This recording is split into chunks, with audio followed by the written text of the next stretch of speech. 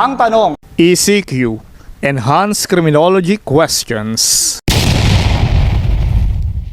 What is the basis of this new course, Human Rights Education? What is the role of PCAP in Human Rights Education for BS Criminology? What is the recommended course description for Human Rights Education? What is the recommended course outline for Human Rights Education? Para ipaliwanag ang kasagutan sa ating tanong, naririto na po ang ating abang lingkod, ang ating Justice Buddy, Attorney Jeffrey Bahita.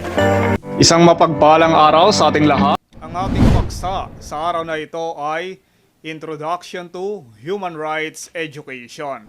Ano ba itong Human Rights Education na bilang bagong kurso sa ating curriculum, sa ating nalalapit na licensure examination? Ano ba ito? Alamin natin. Ang unang tanong, what is the basis of this new course, Human Rights Education?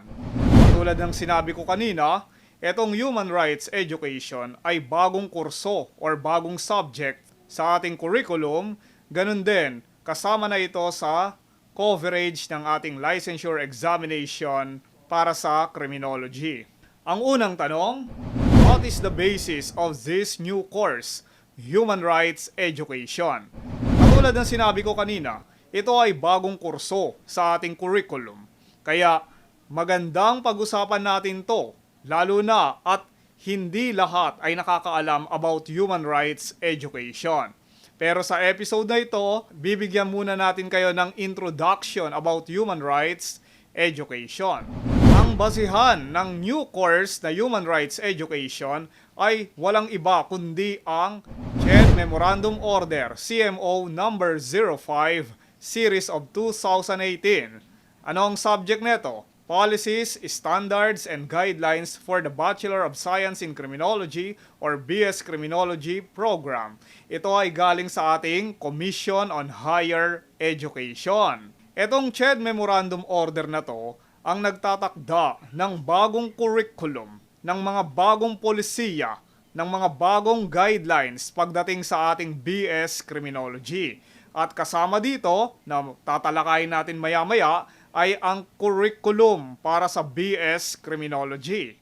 Under Section 8, Article 5 of CMO 05 Series of 2018, nakalagay dito ang curriculum description. Ang sabi dito, the BS Criminology curriculum has a total of 177 units for number 1, General Education, number 2, Professional Courses, at number 3, Practicum. Tanong, itong General Education Courses, ito yung mga tinatawag natin na minor subjects. Halimbawa, yung English, yung Mathematics, Filipino, and other minor subjects na consider sa ating curriculum. Ang ikalawa naman, ang Professional Courses. Mamaya, tatalakayin natin ng himay yan. Ang ikalawa naman ay ang Professional Courses. Ito yung mga major or core subjects or courses para sa BS Criminology. At ikatlo ay ang Practicum or on-the-job training. Under Section 9 again of Article 5, CMO 05 Series of 2018, nandyan ang sample curriculum para sa BS Criminology. Ang sabi dyan, the professional courses. Mag-focus tayo sa professional courses. The professional courses are comprised of the following. Meron tayong core courses na may 19 units at meron tayong major courses na may 105 units. Ang susunod na tanong, ano ba yung mga major courses na yan? Under Section 9 again, the major courses are comprised of the following. Meron tayong 4 na LEA or Law Enforcement Administration. Meron tayong 6 na Forensic or Criminalistics. Yan yung dating Criminalistics ang tawag. Ngayon, ang tawag na ay Forensic. Meron tayong 9 na CDI or Crime Detection and Investigation. Merong 8 Criminal Sociology. May 3 Correctional Administration. At may 2 practicum or internship or on-the-job training. At ang huling kategorya ng ating major courses ay may 2 character formation, leadership, and management. Tanong, Nasaan dyan ang human rights education? Wala dyan sa mga major courses na nakalagay sa ating BS Criminology curriculum. Pagkus, ang ating human rights education ay matatagpuan sa core courses. Ang tawag ng ating CHED Technical Panel pagdating sa mga courses or subjects na criminal law and jurisprudence ay core courses. Ano ba yung mga core courses na yan under Section 9 ng ating CMO 05 Series of 2018? Ang una dyan ay ang CLJ 1 or Criminal Law and Jurisprudence 1 na may title na Introduction to Philippine Criminal Justice System. Sa dating curriculum, under CMO number 21, series of 2005, ang criminal justice system ay hindi bahagi ng criminal law and jurisprudence. Bagkus, ang Intro to Criminal Justice System ay bahagi ng Sociology of Crimes and Ethics. Ngayon, ang tawag na ay Criminal Sociology. Ang ikalawa ay CLJ2, Human Rights Education. Yan na ngayon ang basihan ng ating bagong kurso. Kinakategorya yan na CLJ2, Human Rights Education. Kaya under yan ng core courses or criminal law and jurisprudence. Ang ikatlo, ang ating paborito, CLJ3 na ngayon, ang Criminal Law 1. Susundan yan ang CLJ4, Criminal Law 2. At CLJ5 na evidence. At ang panghuli ay ang CLJ6, Criminal Procedure and Court Testimony. Ngayon, ang ating Professional Criminologist Association of the Philippines or PCAP ay nagplano at gumawa sa pamamagitan ng Technical Working Group ng course description and course outline na common para magamit na batayan or sample ng lahat ng higher educational institution sa buong bansa na nag-o-offer ng BS Criminology program. Ito ang course description na ginawa ng mga kaanib ng Technical Working Group ng Professional Criminologist Association of the Philippines sa pakikipagtulungan ng mga iba't ibang dekano at profesor na nagtuturo ng criminal law and jurisprudence. Ang sabi dito, this course deals about the relation of, number 1, human rights, of course, side by side with freedom, the government and its powers to make laws, the role of the state actors and non-state actors on human rights, and the national and international venue for the protection of human rights. Yan ang pinaka-description ng kursong Human Rights Education. Ibig sabihin, yung content niyan ay iikot lamang dyan sa course description na yan. Yan ang magiging limitasyon or boundary ng kursong Human Rights Education. Pero, tignan natin ang mas detalyadong course outline. Ano ba ang mga dapat pag-aralan as minimum standard? Tatandaan natin, minimum to. Ibig sabihin, pwedeng magdagdag ang iba't ibang mga pamantasan dito sa prescribed na course description and course outline para sa kursong Human Rights Education. Ang unang paksa para dyan ay ang fundamental concepts and principles of human rights. Ano ba yung mga basic? Ano ba yung mga pundasyon? Ano ba yung mga konsepto at prinsipyo na nakapaloob or sumasaklaw sa ating karapatang pantao? Or ikalawa, freedom versus human rights. Ano ba ang pinagkaiba? Paano ba nagkakaroon ng relasyon ang kalayaan at ang karapatang pantao? Bakit? Halimbawa, may gusto kang i-post sa social media.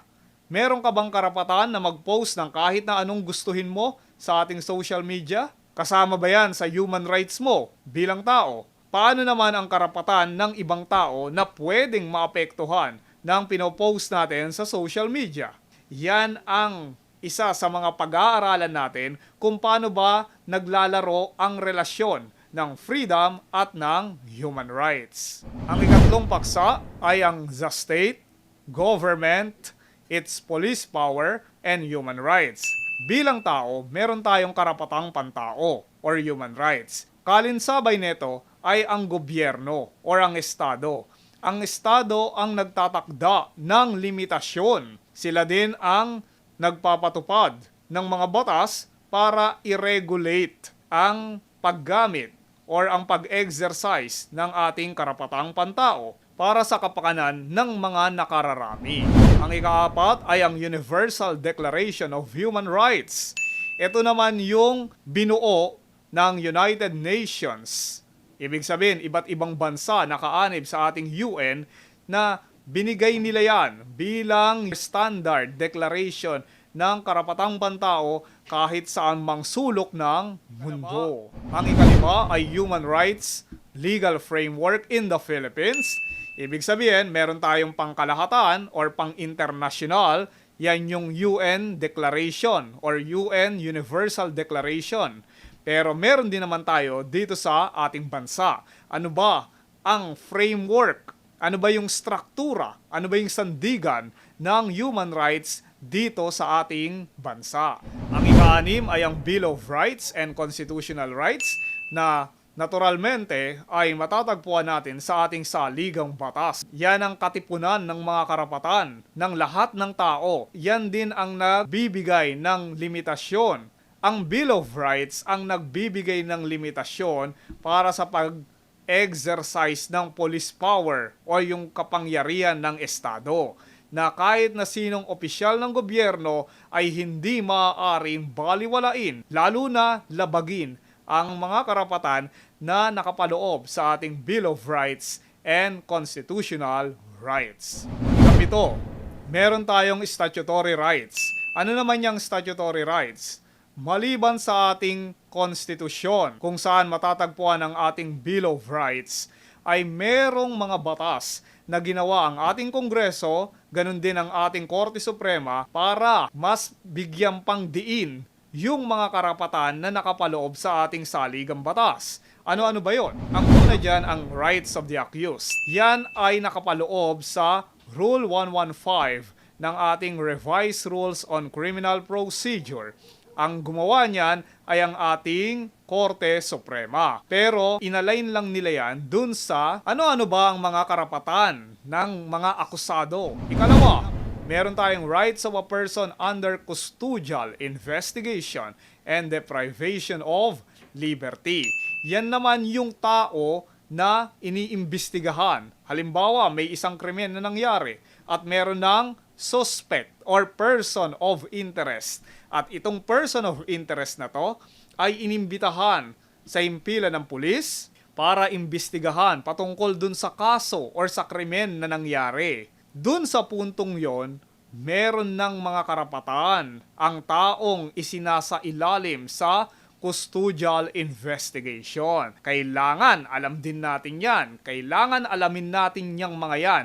Hindi lang yung rights of the accused na nasa kulungan na or nasa korte na, bagkus, ganun din yung mga tao na iniimbitahan sa ating police station para sa custodial investigation. Ang ikatlo dyan ay ang women and children's right. Matatandaan natin, pagdating sa mga kababaihan, ang batas na popular pagdating dyan ay walang iba kundi ang Republic Act number 9262. Yan ang Anti-Violence Against Women and Their Children. Kalinsabay niyan, meron ding mga karapatan ang mga bata. Maliban dyan sa RA 9262, dahil ang title, di ba? Anti-Violence Against Women and Children. Kaya may mga karapatan din ng mga bata doon. Pero maliban dyan, meron din tayo dun sa RA 7610. Yan yung Anti-Child Abuse Law. Meron din tayo sa RA 9344 or the Juvenile Justice and Welfare Act na inamyendahan na rin. Meron na tayong Comprehensive Juvenile Justice and Welfare Act. Ang detalye ng mga yan ay tatalakayin natin sa mga susunod na episode. Napaka-exciting ng kursong Human Rights Education. Kasama sa mga statutory rights ay ang rights of cultural minorities or indigenous people. Yan yung mga miyembro or kaanib ng mga tribo, katulad ng mga Badyaw, Tausug, Igorot, Ita, at marami pang iba. Marami niyan sa Pilipinas. Mula dun sa pinakatuktok na bahagi ng ating mapa, hanggang dun sa dulo ng Pilipinas sa Kamindanawan, may mga cultural minorities na tinatawag. Yan yung mga katutubo. At yung mga katutubo na yan ay may mga karapatan din na nakalagay sa ating batas. Ang ikalima, ang rights of prisoners. Kahit na mga preso na yan or person deprived of liberty, whether detainee, ibig sabihin hindi pa napapatunayan na guilty sa kanyang kaso, o kaya naman yung mga convicted prisoners, meron pa ring mga karapatan yan. Hindi porket na-convict ang isang tao, wala na siyang karapatan. May mga karapatan pa rin na inherent sa mga tao, kahit na na-convict na sila at nakakulong sa ating mga piitan. At ang ika-anim ay human rights and the criminal justice system.